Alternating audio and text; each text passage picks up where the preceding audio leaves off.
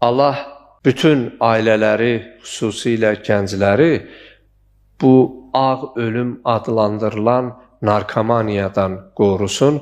Günümüzün, əsrimizin ən böyük fəsad və bəlalarındandır. Nə qədər cavan övladlar, oğlanlar, qızlar, ailələrə belə sirayət eləyib. Gözün görə-görə övladın ölümə məhkumdur. Gözün görə-görə qızın ölümə məhkumdur. Gözün görə-görə qardaşın, canın bir parçası ölümə məhkumdur. Bir sözlə, gəlin səmimi etiraf eləyək.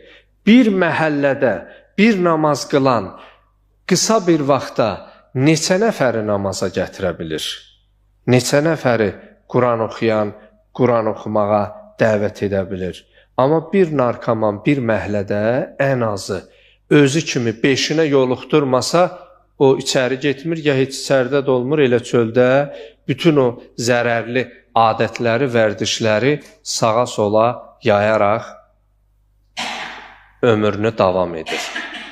Amma bəzilərimiz bu hadisədə kənardan görüb, sənin özündə yoxdur deyə, ailəndə, balonda, övladında yoxdur deyə, bəzən laqeyd yanaşırsan. Deyirsən, ondan mənə nə? Amma laqeyd yanaşmaq lazım deyil.